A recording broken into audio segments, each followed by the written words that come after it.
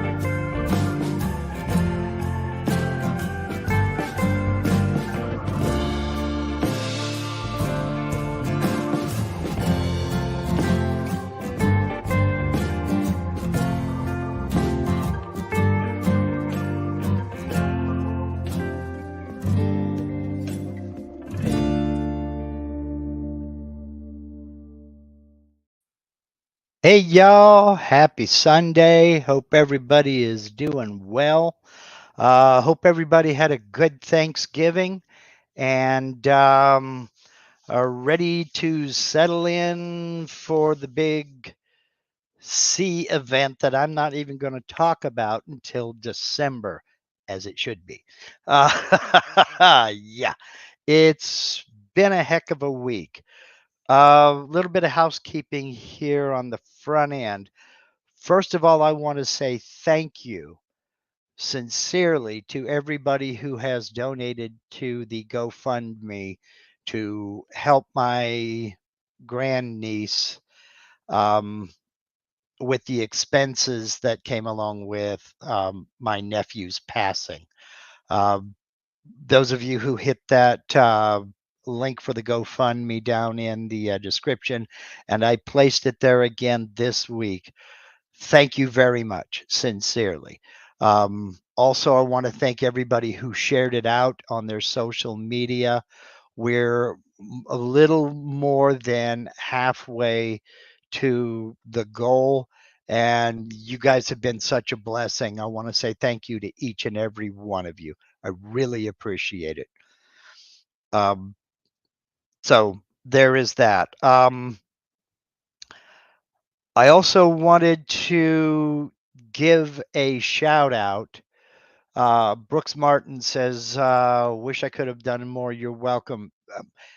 Everything, everything is appreciated more than you will ever know, Brooks. And please don't think that. You did, I mean, everything is appreciated more than you could ever know. So moving beyond that now, wanted to say, well, thank you to Steve for posting it again. And I appreciate that, Steve. Speaking of Steve, I got to give him a shout out, Harneal Media, as he's the sponsor of my website, marklindsaycnc.com, which needs a major update. And one of these days I'll get to it. I promise. I've got stuff working in the background. I just can't seem to get it finished. Anyhow, if you're thinking about a website, a web store, maybe you want to start offering services or offering your products that you're making in your shop. There's no better way to do it and cut out the middleman like Etsy or any of these other third-party sites than with your own web store on your own dedicated website. Completely cut out the middleman and handle things on your own. Steve can help you get that set up. He's very, very competitively priced, and I don't know how he does what he does. He seems to be everywhere all at the same time. You'll find a link to Harneal Media in every video on this channel, and I'm very proud to call him a friend. He knows what he's doing. He's competitively priced. Hit him up. I'm serious. A few of you already have. You know what I'm talking about. So thank you, Steve, for all you continue to do. I really appreciate you. Oh boy, let's see. This week, I've got to. I want to go way, way, way back to the beginning, to the basics. I have seen I've seen a lot of questions. I've seen a lot of comments and a lot of confusion about the draw line and polyline tool in Cut 2D, VCarve Desktop, VCarve Pro, and Aspire. And on first glance, the form looks a little bit confusing. But what I'd like to do is I'd like to go ahead and get into that and try to break through some of that confusion. So we'll go ahead and we'll get into Aspire right now. And the questions I have seen have mainly come about when it comes to editing a line or a polyline. So let's go all the way back to the basics and let's get into what exactly that is. Okay, we're talking about this icon right here, second row under Create Vectors, draw line or polyline. Now, this portion up here is the portion that confuses folks, and we'll get into this in just a minute. First off, let's think about what a line is, what a polyline is, then we'll get into how to create them. Well, I'm going to have to create one to show you the difference. So the absolute easiest way to draw a line or a polyline is to simply come out here in your drawing space, and we see what my cursor has become. The X and Y next to that little plus. Now that plus is the center line. What we're going to do is we're going to place points. If you go way back to one of my first videos, it's called What is a Vector? You remember that a vector needs, well, 2 out of 4 things. It needs a start point, it needs an end point. We can create that start point in a couple of ways. The easiest way is to come out here and just click.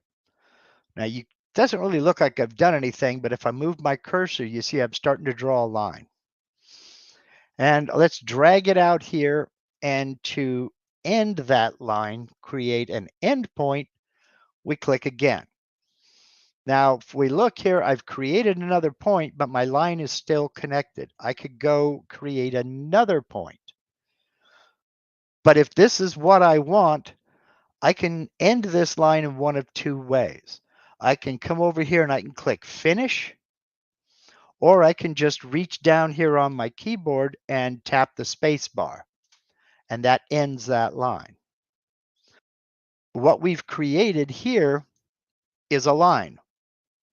And the way I can tell that is select it and tap the letter N on my keyboard to go into node editing. And here we have 2 points. I have a green start point with an arrow showing the direction this line was drawn in, and then a black end point. This is a line. Let me hit N to come out of node editing. I'm going to go back into my draw line or polyline.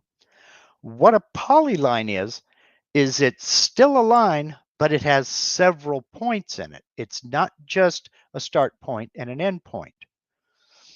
So if I start right here and move over here, click again, and then keep going, click again, keep going, and click again, then tap my space bar, I've just drawn a polyline. I can select that, tap the letter N to go into node editing, and everywhere I clicked along this line is a point, or node if you prefer. Now,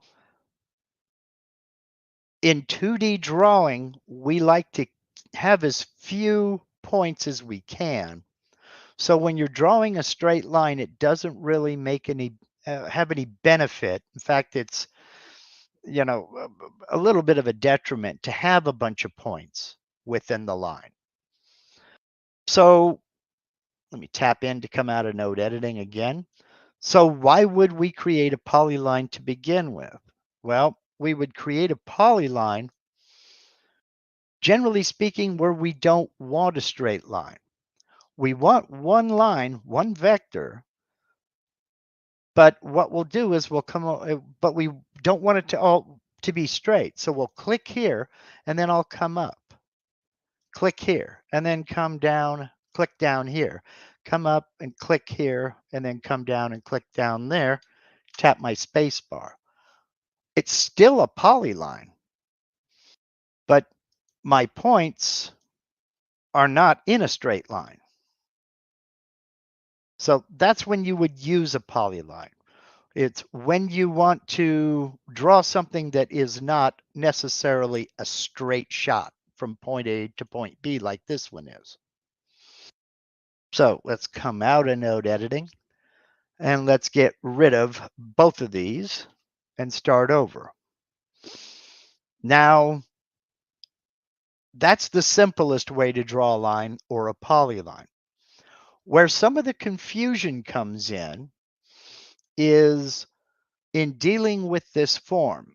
And I'm going to try to help you cut through that confusion right now. One question I get asked a lot is, how can I draw a line starting from a known location on my material and make it a certain length. Well, what we're going to do is use this form up here. When we come into this form, what it's asking you right here is the next point. That's going to be our start point. Now, if we look down here on my material, I have my X0 and Y0 down at the bottom left corner.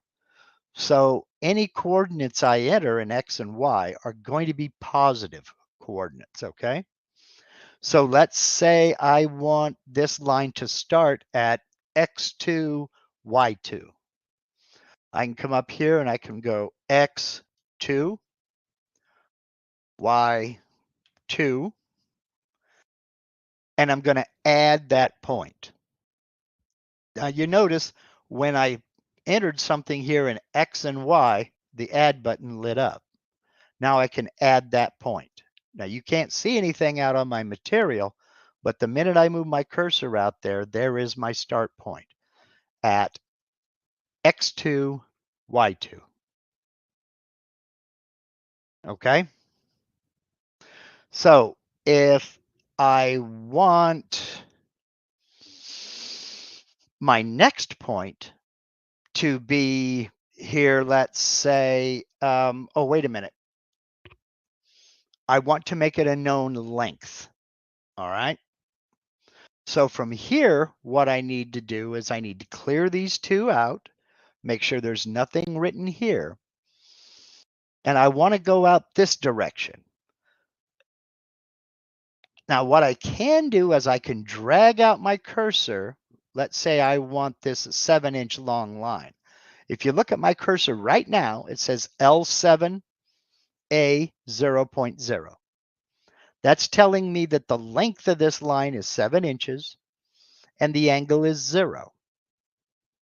Well, now if I need a certain angle, let's say I need this angle to be 3 degrees and I want it to be 7 inches long, I'll come up here and I'll type 3.0 and my length 7.0. Then I'll click add. And now I've drawn a line that started here at 2 inches in X, 2 inches in Y, and it's gone on a 3-degree angle, 7 inches. Okay? If I've made a mistake, that was not supposed to be 3 degrees. That was supposed to be 30 degrees. All I need to do is reach down on my keyboard and hit the backspace button. I'll go backspace. Now I'm still connected at my start point, but I've gotten rid of that point right there. Okay? So I made a mistake. I want it to be 30 degrees with a length of 7. Then click add, and there is my line that is 7 inches long with a 30-degree angle. Okay? Now, let me backspace that to end it because we have a question. John Thompson's wondering, can you tell it how far apart you would want the nodes on a straight line to, say, making a grid? Yes, you could do that. If you wanted to make a grid, what you would do, let's say you wanted the angle to be 0.0, and that's straight this direction. 0.0 is that angle. Now, this dovetails in with the next portion. Well, you could, so let's say you want to make a 1/2 inch grid. You would go 0.5 on the length and click add. Okay.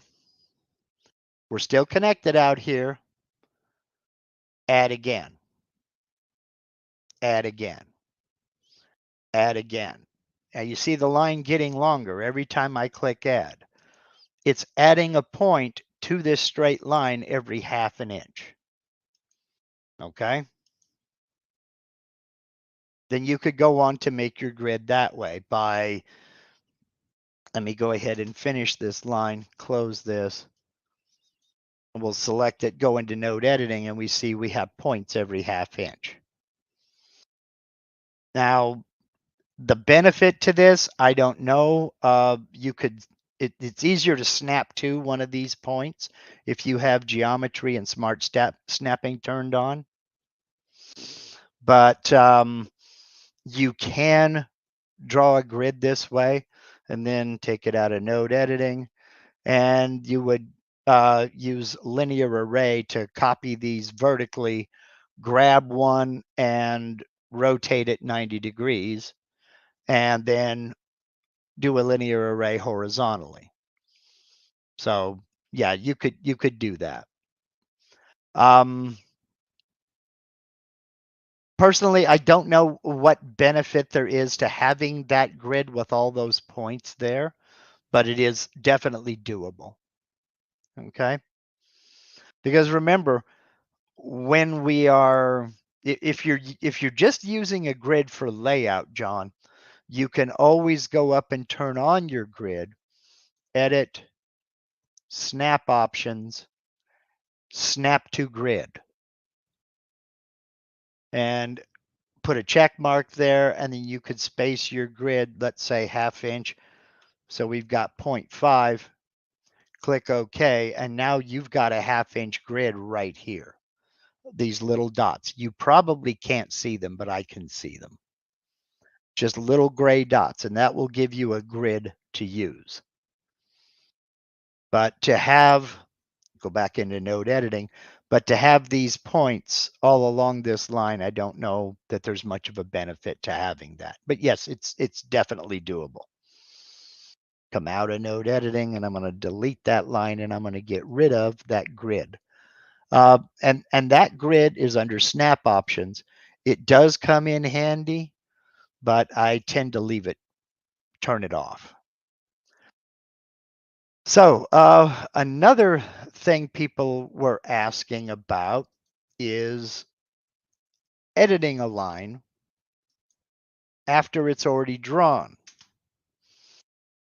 Well, there are any number of ways that you can do this. Now, editing a vector, a line, there are only a few things that you can do. You can edit the length, you can edit the angle, and you can edit its placement. You cannot edit its width. And as far as editing length, it's just like any other option. Just come up to under transform objects, set selected object size. And like right now, it's 5.8 inches wide in X. You'll see height in Y is grayed out because it has no height. It's just a vector. And remember, what is a vector? Vector is just a graphic representation of the math the computer is going to use to get from point A to point B. So I can change this now to 5 inches even, click apply, and because I have my anchor point in the center, it's going to make it 2.5 inches long over here from center and 2.5 inches long over here from center.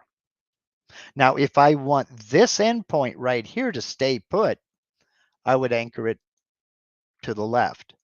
Then it's going to shorten up this direction. If I want to leave this endpoint anchored right there, I'll click this corner over here. Now, when we're talking about a single line vector, it doesn't matter if I hit like the lower right or the upper right. It's going to anchor this right side point.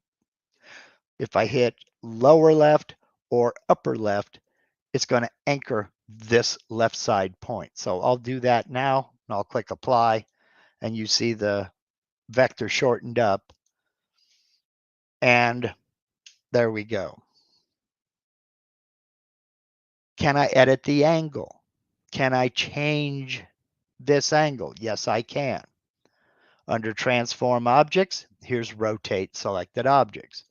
Click on that line. And now what I need to do is I need to figure out my rotation center. Do I rotate around the center of the vector, or do I rotate from one of the ends, or do I rotate from somewhere along the vector? You see this double circle in the middle right here. That's my rotation center. Okay. If I put my cursor over that rotation center, you see how it turns into a bullseye. I can click and drag that rotation center somewhere along that vector and say, place it right there. Or I can drag it all the way down to the end and release. And now if I do a rotation relative to where it is now, say I want to go 30 degrees, it will rotate 30 degrees from this point. Click apply, and there we go. It rotated from that point. If I go from the center, drag it to the center, and rotate it another 10 degrees relative, 10 degrees from where it is now, and click apply. It moved it an additional 10 degrees. This now sits at a 40-degree angle. AL Peleg is asking, can you drag the rotation center away from the vector? On a line, let's find out. In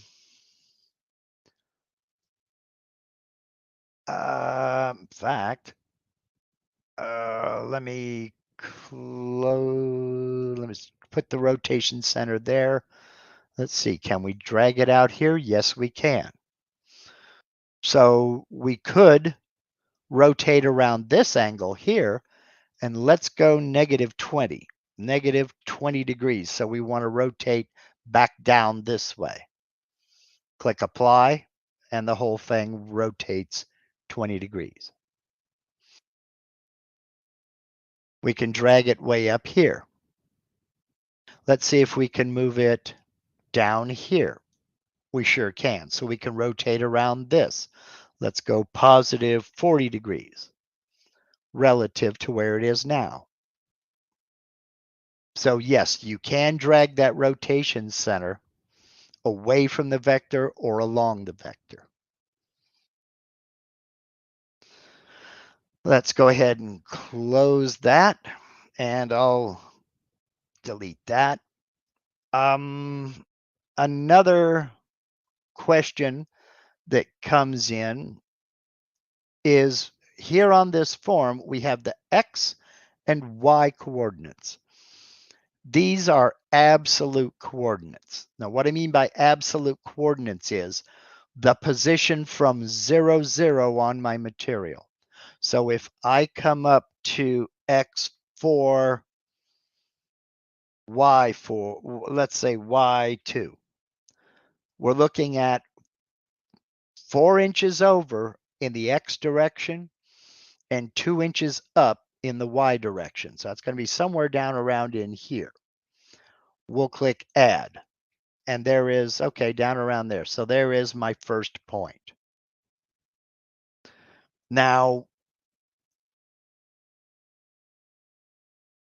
what is dx and dy? Dx and dy are relative coordinates.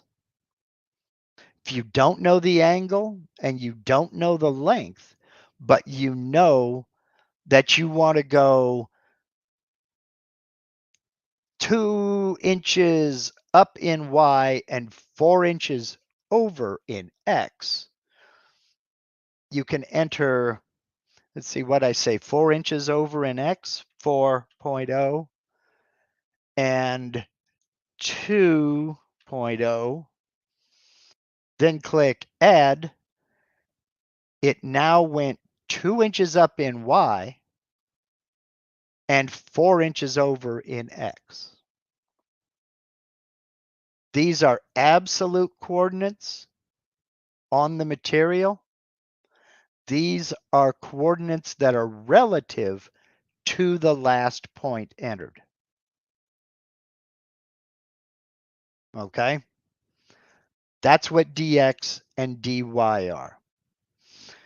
Now, if you look down here where it says cursor position, this is an arbitrary spot wherever you have placed your cursor. So my cursor is now steady, and I'm pointing at my screen like you can see this. If you look down under cursor position, it's telling me that right now in absolute coordinates, it's sitting at x8, y 7.7. The angle from the last point is 90 degrees with a length of 3.7. Or relative coordinates, x0, y 3.7.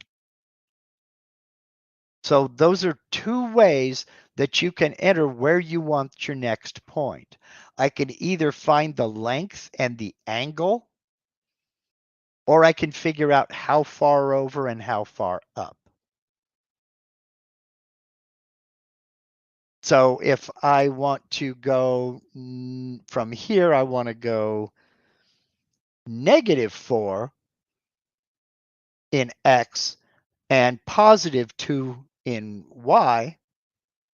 I enter -4, +2, click add, and there's my next point. Now let me show you a little cheat. You want to draw a line down here and you want to make this a closed vector. Yes, I can drag down and just click on the corner. That may or may not close the vector. All I need to do is pull that line. I'm still connected. All I need to do is pull that line down towards the next, that first point, and hit the tab button on my keyboard. I hit tab and it draws, not only draws that last vector, it closes it. So now I can select it, look over here. I have one closed vector.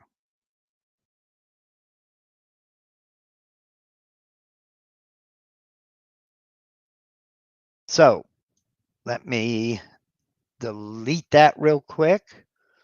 Sargon is saying, so if your center of the material is in the middle, you will have negative coordinates. Yes, let's change my X and Y datum right now because I was going to get into that.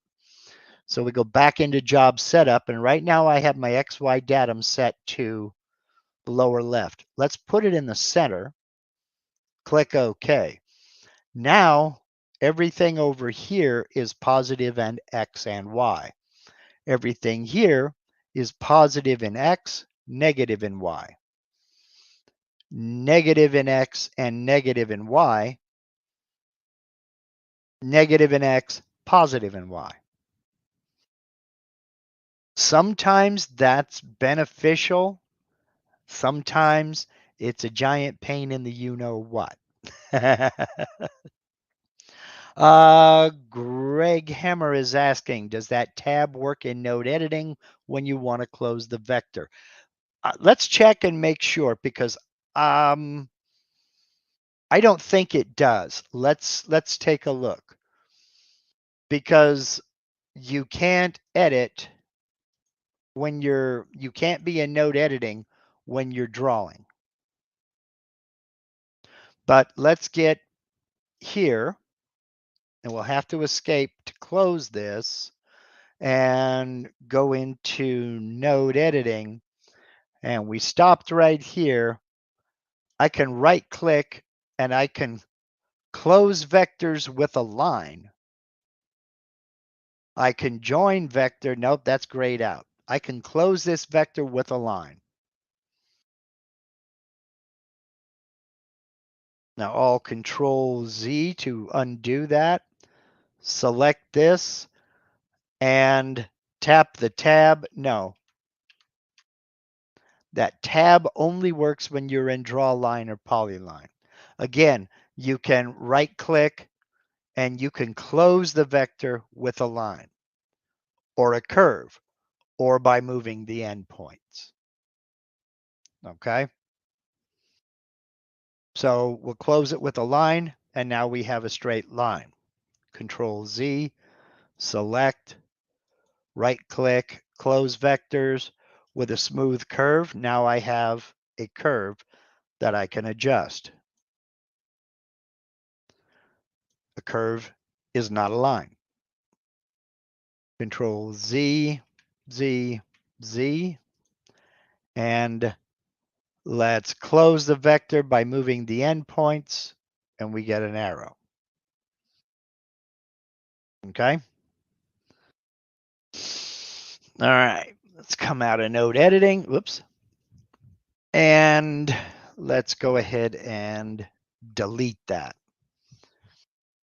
I think that's about it as far as drawing lines. Now, again, the easiest way to do it is to come out here and click once for a start point, click again for your next point or your end point, and then click again or hit spacebar to end it.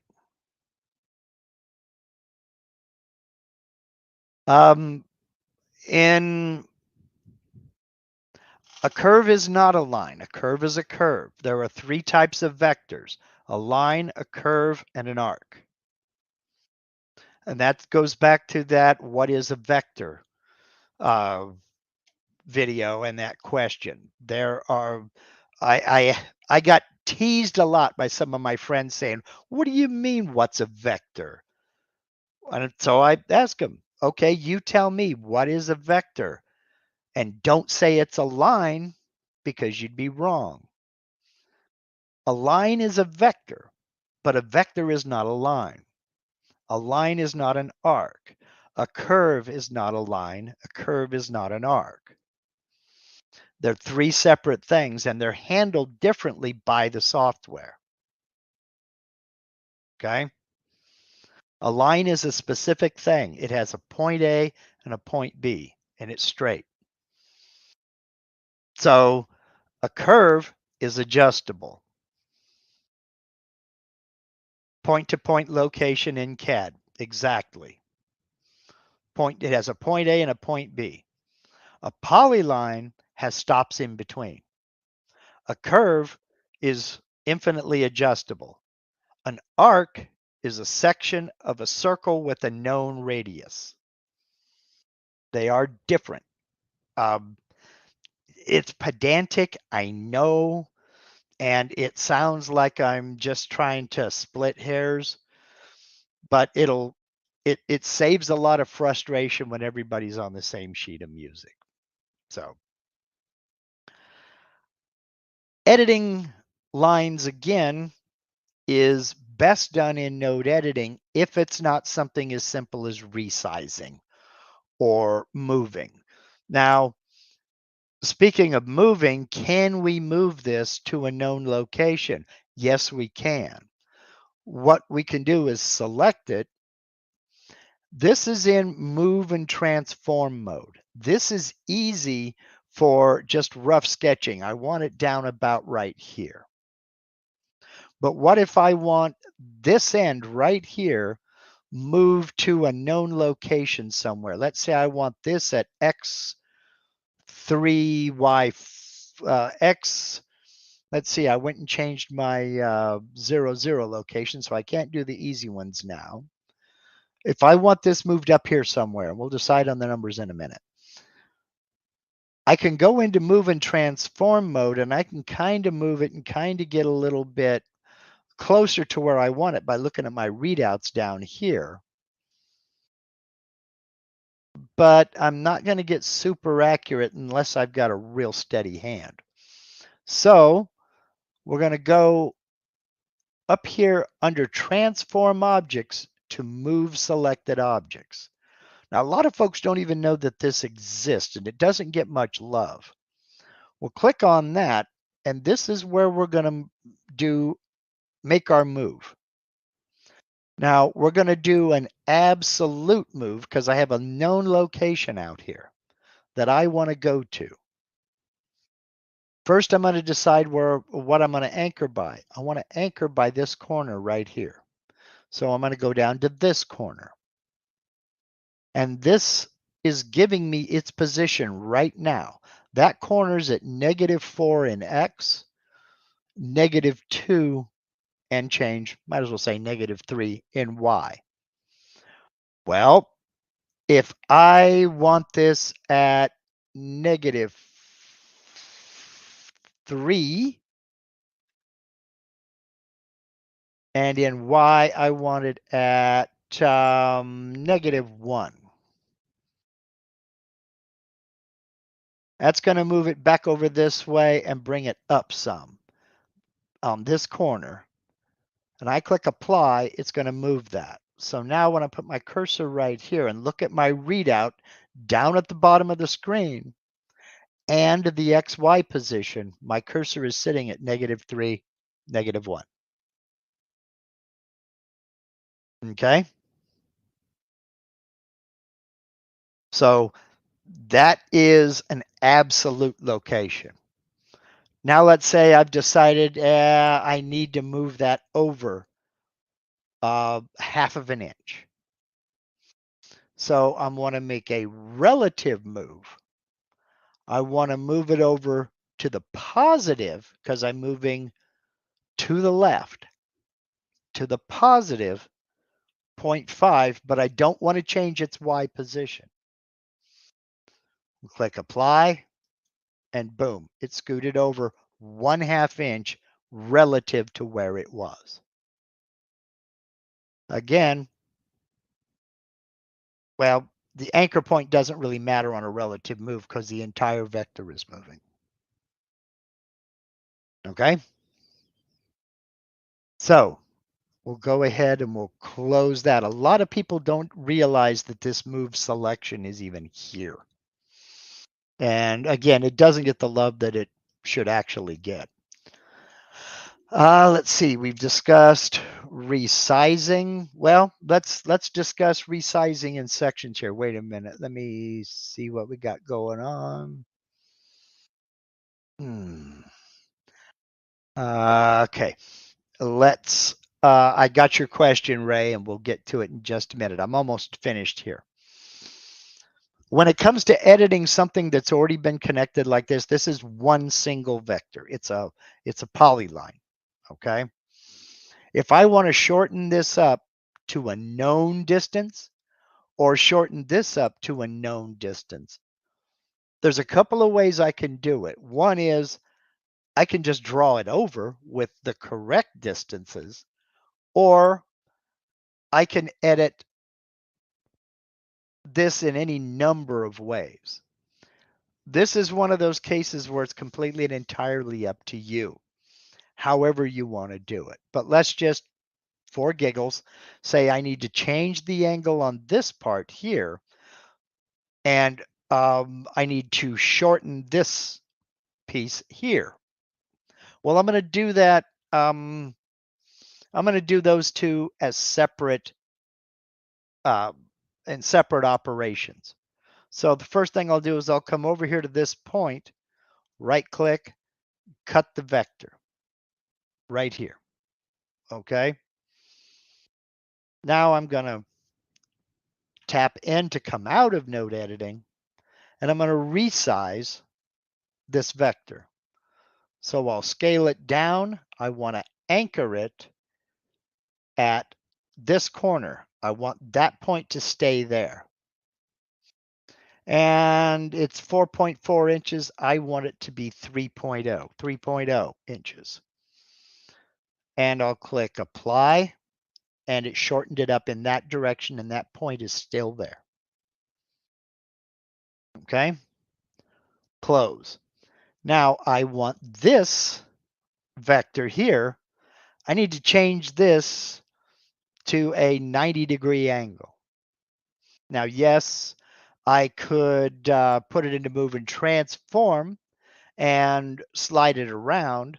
But let's say I don't want 90, I want 88.5 for some reason. So I'll select it, I'll go into rotate, and I'm going to move it absolute, because I want it to be at 88.5 degrees. And I want that rotation center to be based right here, down here at this same point. So I'll grab my rotation center, drag it down until it's at that end. Then again, I'm using relative. No, I'm using absolute. I apologize. I want to go 88.5. If I were to do relative, it would go an additional 88.5 from where it is now. I want it to be absolutely at 88.5, almost vertical. I'll click apply. Hello? You with me? Oh, 88.5 relative, apply. It still did it anyway. All right. That's because I went relative, Control Z, Mark, absolute, 88.5. Wow. I said it 3 or 4 times. Now, apply. Why is it not doing it? Let's try it again. Got it selected, rotate. I want to go to absolute, right there. Don't want to use coordinates. I want to go absolute angle, 88.5. Come on, you worked when I was trying that. It changed over to,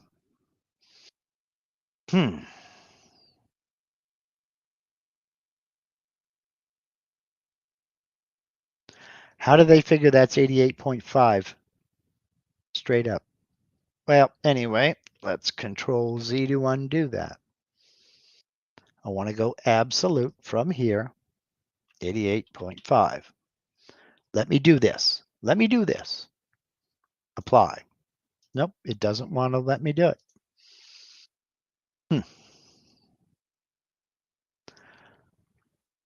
Not using coordinates.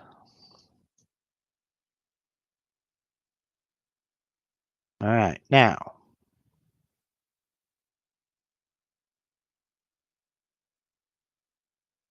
Let me do it. Nope. All right, well, never mind. I did put, do you have to put the anchor point at the left bottom corner of the square? I did. See?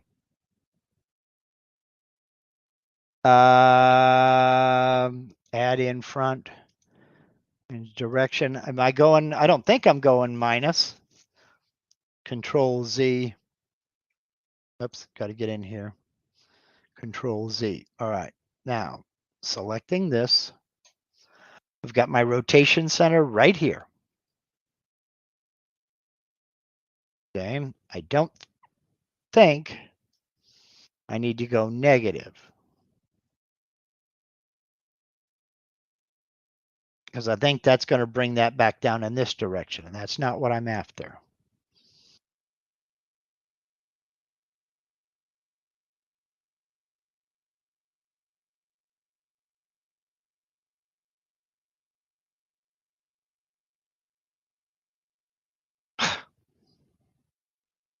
It wants to go absolute. It does not want to go. Wow. Okay. John says, leave the double circle in the center of the line. Well, I can do that, and I'll show you what happens. Boom. Let's go here, put the double circle back here.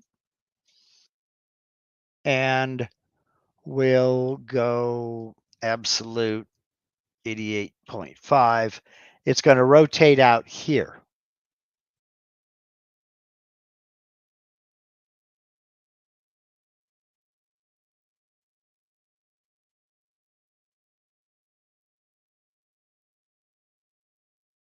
See?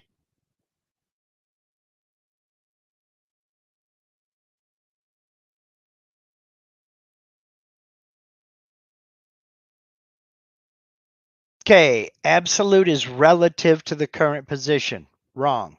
Relative is relative to the current position. Absolute is relative to my XY 0 point. That's the difference. Absolute is an absolute coordinate. Relative is relative to its current position. Let me click back over here, Control Z. Now this worked for me when I was practicing it earlier. And no vortex. I'm not sure that that's the right ankle point or anchor point for those of you who can speak. Now I'm just going to try something here.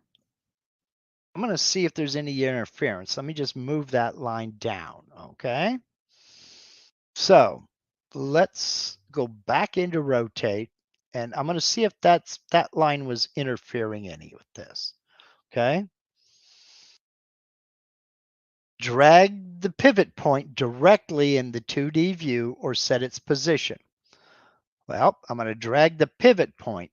That's it right there. I want it to pivot on that point right there. And I want it to go to an absolute angle of 88.5. All right.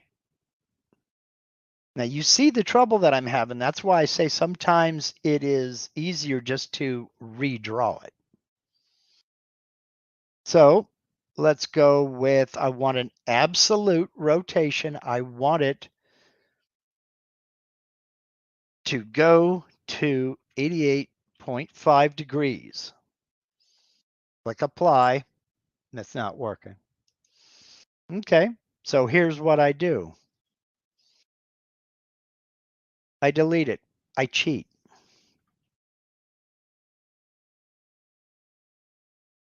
And I go back to Polyline, and I'm going to start right here with Smart Snapping on. I'm going to click.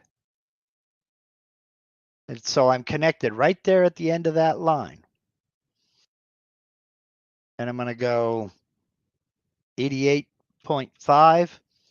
Let's make it 3 inches long because I forgot to measure what that was. Then we'll click Add. That's what I was looking for.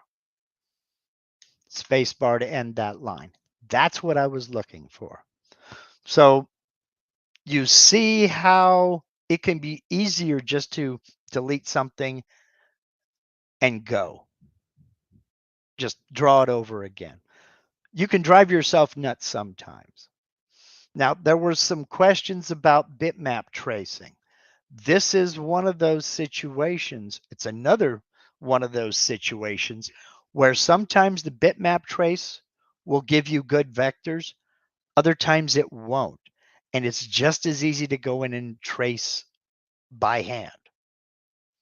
So sometimes trying to edit a vector is harder than just deleting it and redrawing it. Now, the thing about it is if you look, I've got two separate vectors and I need this joined. So I've got a few options. I can come over here and join vectors. I could come over here and close the vectors, but that's going to add another line. I'll show you what I mean. I've got these right now, not add another line, it's going to add another point. Right now I've got 3 points. So let me go ahead and close vectors with a straight line. Come out of node editing, and now I have one vector. Go back into node editing. There may be 2 points right there, and that could cause issues. So let me Control Z to undo that and come out of node editing. Best bet on something like this is come up here, join vectors. We'll go from 2 open vectors to 1 open vector, and I know I haven't added any more points, and I know that I haven't screwed it up. So again, we're chasing our tail. Pivot on the lower right. Leave the anchor point in the lower left, double circle. Did you practice with the 0 point in the bottom left? Yes, and with it in the center. Try line center, square in center. Again, it's just as easy to delete that vector and draw it over again. It's a heck of a lot faster and you get the same thing done. The only thing you have to remember is what the length of your vector was. So, I mean, a lot of times there are good cheats. A lot of times there aren't. Basically, the most important thing I'd like for you to take away is how to use this form up here. It really depends on what you're trying to do. If you got a known location on your material, and you want to start a line from there, you enter your X location and your Y location, get your coordinates set up, click add, and there's your first point. Now you can either enter another location, absolute coordinate up here, or you can enter an angle, 45 degrees, and a length, 3.0, and add another point. There it is. Or if you're not sure about that, you can enter, you don't know exactly what angle it is, you don't know exactly what length it is, you can enter a relative point, 2 inches, we'll go -2 in X. I want to go back this way, and I want to go +2 in Y relative to where it is now. Click add. Then to close that vector, tap the tab key.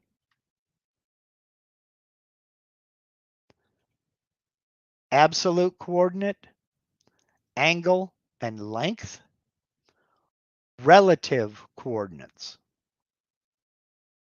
And that should demystify the top part of that form and show you how to put a vector of a known size into a known location.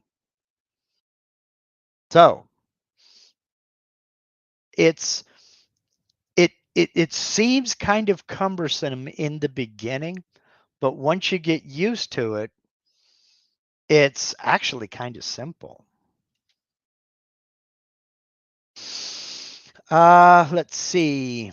Would it do stuff like continue along the 30-degree line until you reach a given X coordinate? Okay, a vector needs one of 4 things. It needs a start point and an end point, or it needs a start point and a length, or it needs a length and a direction. So if you've got 2 of those 4 things, it can go anywhere you want.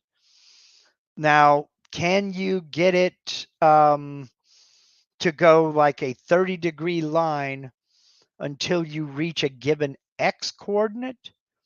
Well, let's take a look. Let's see, let's start here. And I want to go on a 30-degree, let's see, a 30-degree angle to a given X coordinate. Only if that coordinate is along that 30-degree. Only if that coordinate is on a 30-degree angle. But if you know that X coordinate, well, Well, like for instance, right now I'm at, let's see, you would have to get a good idea for where that coordinate was. Let's see, right there, I'm at X of 2.2879. Um, I don't know that it would do that. I think if you're going to use angle, you've got to use length. I think if you're going to use an absolute coordinate in X, you need to know an absolute coordinate in Y. So, see, Bruce says sometimes it's easier to draw in a good CAD program than import your vectors into VCarve. Yeah, that is true. If you are, for instance, I've said this many times, if you are really experienced with something like AutoCAD, this is just me talking here, but if you're experienced, you would, I think you'd be kind of foolish not to do that. You know, if you've got 12 years working with AutoCAD, oh yeah. Oh yeah. You know, I'd be drawing it in AutoCAD too. And then import a DXF or a DWG file into the Vectric software. So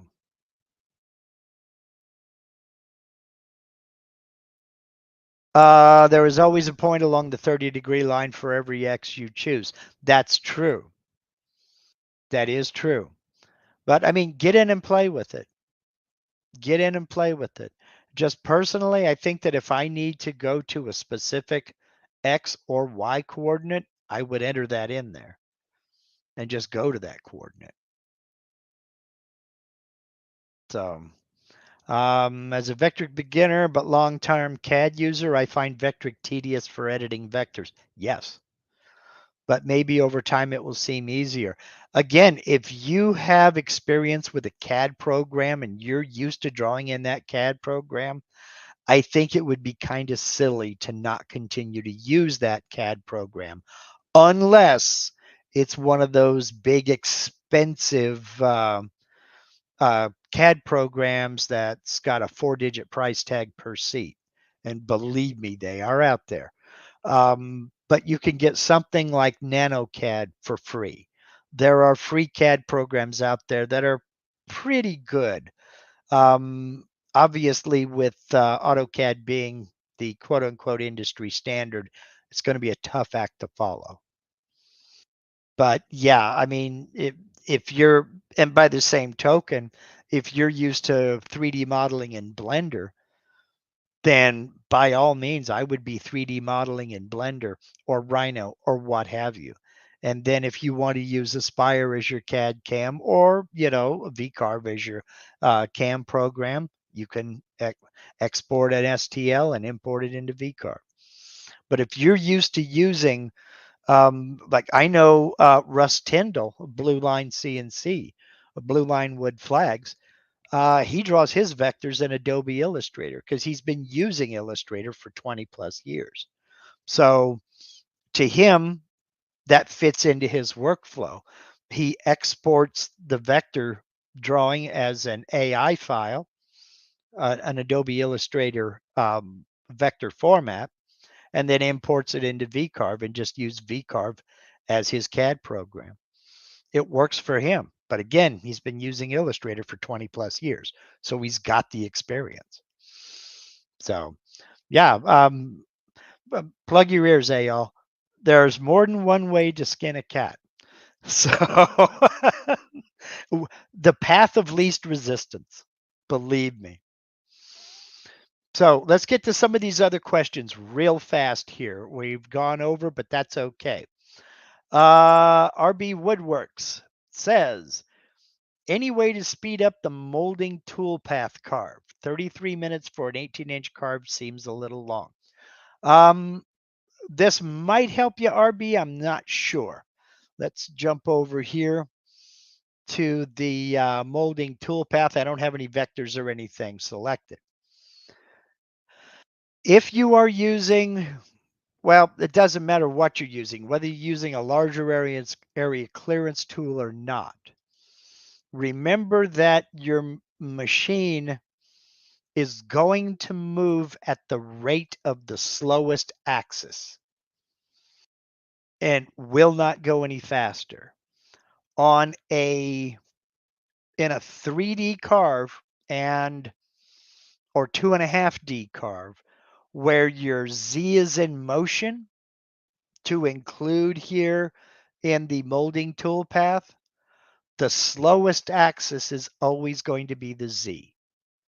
So let's just go in and look at, I've got a 1/4 inch ball nose selected here.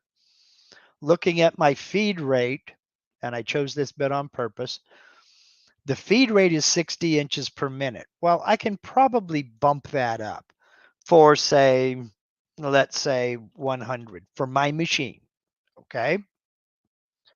But my plunge rate is 15 inches per minute. So it doesn't matter what I enter up here for a feed rate, the machine is going to move at 15 inches per minute because that Z is going to be in motion. And the machine's going to move at the rate of the slowest axis.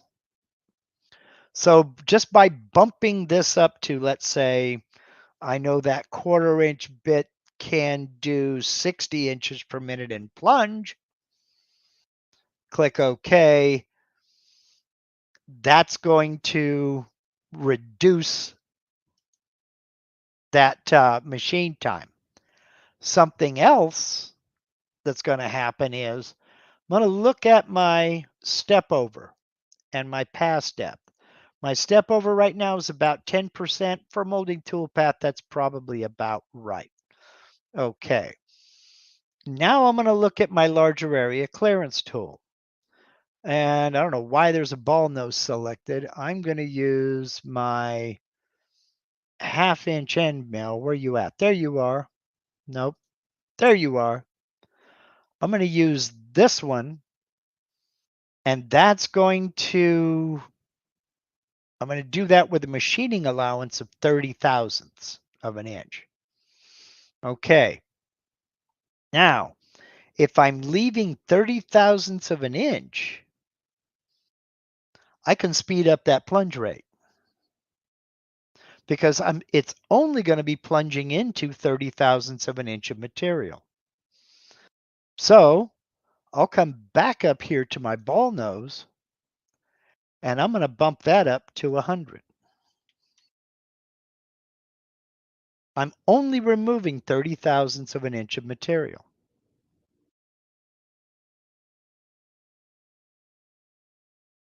Then I would calculate. Obviously, there's no tool path to create. But you see what I'm getting at, RB? You're right now doing 100 inches per minute and a plunge of 40. As long as you are doing a clearance tool path first, and you're looking at a machining allowance of 20 to 30 thousandths, you can set your plunge rate to equal your feed rate. And that'll believe me, it takes off more time than you would think it would. So, but again, practice on scrap.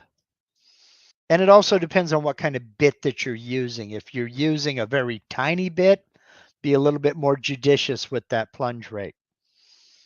So Russell Faraday makes a good point. A lot of unnecessary nodes on vectors can slow things down a lot. This is true, even on a molding toolpath. So let's see here. Vortex 8 wants to know, can you take an image from Google Maps and use it on a project? If so, how do you do it? This is worthy of a separate video. I had planned on doing a separate video on this. Yes, it's very doable. It's just a longer topic than I can go into right now. Film at 11. And let's see here. Ray Dixon wants to know, I like to manually trace some bitmaps and they're always needing to have the bitmap faded in or out. Can you show how to do this fading? And Are there more than one way to do this? Yes.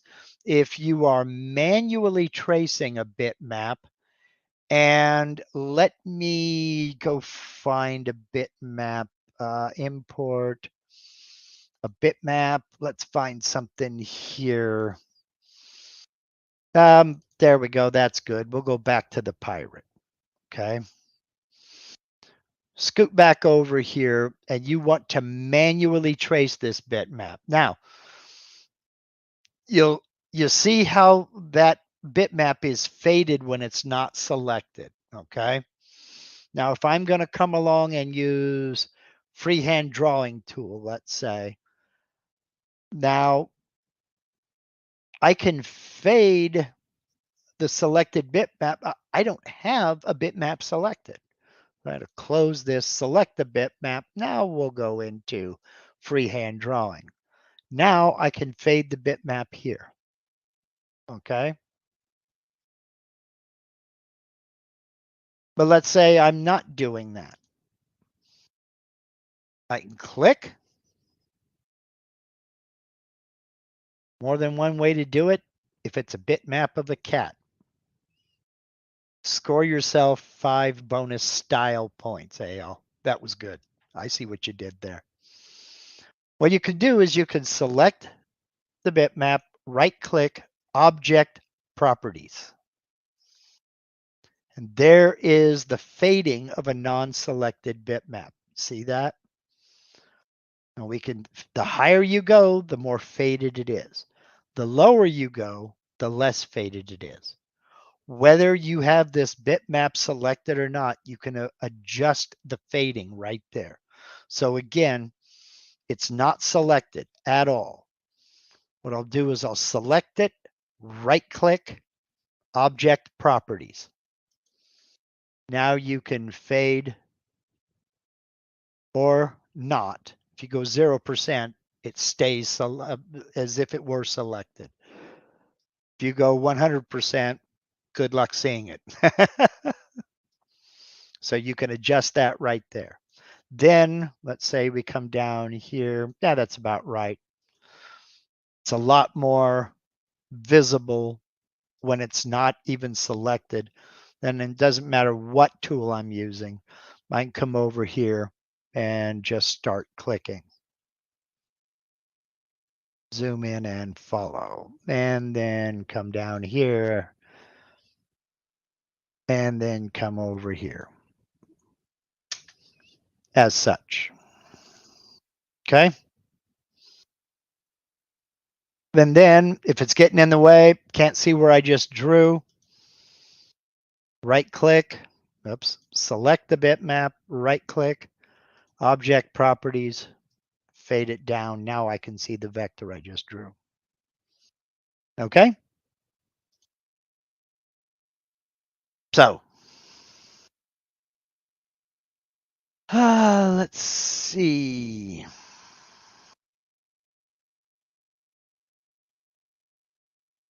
Let's see here, and this will be the last one, and then we got to go.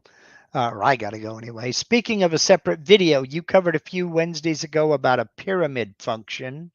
I only found a Vectric video 11 years old, Spindle TV video 3 years old, and a Stepcraft video 1 year old.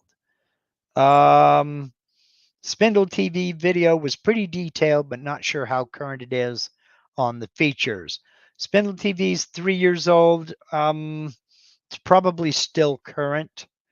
You want to draw a pyramid, or you're talking about modeling a pyramid? I'll have to go back and take a look at what I said because, again, I can't remember what I had for dinner last night, let alone what I said 3 months ago or 3 videos ago. But excuse me. Oh, wait a minute. Hold on. Are you talking about the prism carving toolpath? If you are talking about the prism carving toolpath, yes. Yes, the pyramid letters. It has not changed. The pyramid letters functions in this has not changed. So anything that was said by Laney over at Spindle TV. By the way, folks, if you're not subscribed to Laney, number one, shame on you. Number two, get over there and do so at this time. Well, as soon as we're done here. Yes, anything that Laney put out in that Spindle TV video is still current. Okay.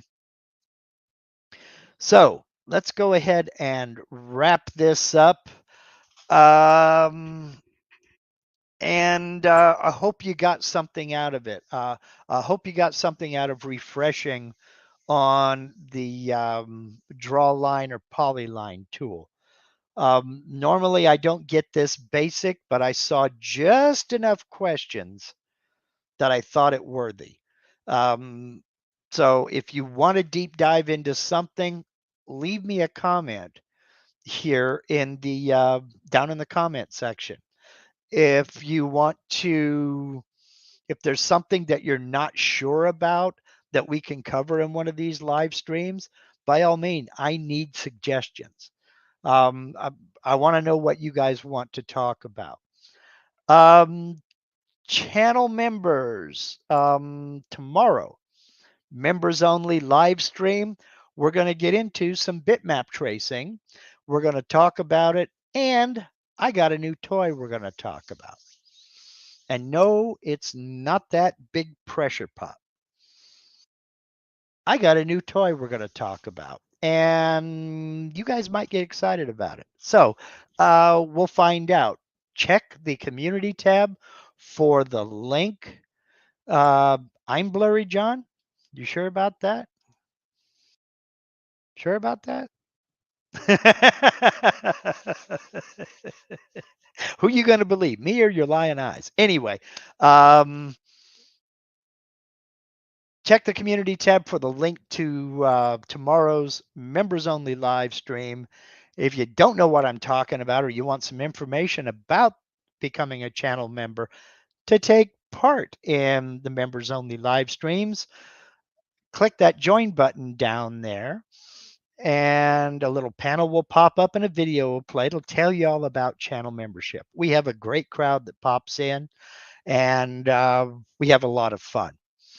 So next week, let me know what you want to talk about. I have an idea for a topic, but I will follow up on that rotation thing and see what's going on, find out why it wasn't rotating, and practice a bit more on this and get back with you next week. So until then, let's get ready for the big main event. All of us as makers know that our version of Super Bowl season is right around the corner. We got to get hot and we got to make some chips. So get out there and do it. But for right now, have a nice day. Thank you very much for joining me. Thank you for the comments, the suggestions, the shares. And again, thank you very much for sharing the GoFundMe donation link and for everybody who has contributed. Thank you very, very much as well. Making sure that's the end of everything I had to say. Yes, it is. See y'all next week. Y'all take care.